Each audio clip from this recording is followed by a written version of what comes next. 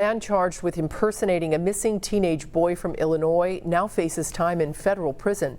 Brian Rini is charged with lying to federal agents. Anjanette Levy has details now on what Rini told investigators and how it's not the first time he's done something like this. Anjanette. That's right, Cammie. Brian Rini is in jail right now facing that federal charge. And the U.S. attorney says on 2 other occasions he's impersonated a child victim of sex trafficking in northern Ohio.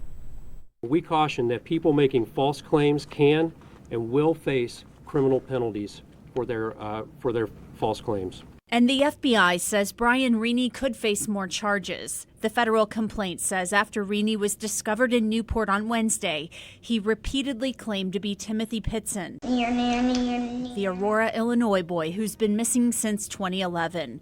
But today, federal officials said they were initially skeptical of Rini's claims. I think that declining to be fingerprinted certainly is a red flag. On the other hand, as is stated in the affidavit, he did submit to a buccal swab for a DNA test. The coroner's office analyzed the DNA sample, which determined the man was not Timmothy Pitzen. We're always there to help, and this just emphasizes how important it is to have these relationships and a facility that can actually process things on a dime and be able to be helpful. FBI agents again interviewed Rini and told him lying to them was a crime. They said he continued to claim he was the missing boy. Then law enforcement confronted him with the DNA results, and at that point, the person immediately stated that he was not Timmothy Pitzen.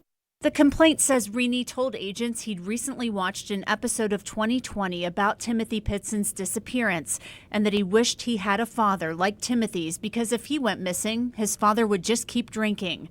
It's a disappointing and painful end for Timmothy Pitzen's family.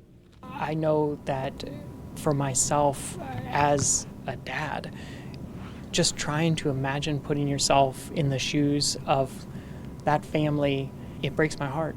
And so it's on behalf of the United States, my heart goes out to them. Today I received these 8 pages from the Medina Police Department. They detail all of the contacts police in that area have had with Rini since 2012. Those include reports of passing bad checks, making false alarms, suicide attempts, and much more. Rini's brother says he's had mental health problems and he has been in trouble a lot in the past. Cammie? All right, Anjanette Levy, thank you. And the FBI is trying to figure out what Rini has been doing since he was released from prison last month. Rini will be back in court next Tuesday. The Center for Missing and Exploited Children says they have seen an increase in calls about Timmothy Pitzen's case. Information connected to his disappearance should be directed to the National Center for Missing and Exploited Children, and that number is 1-800-THE-LOST.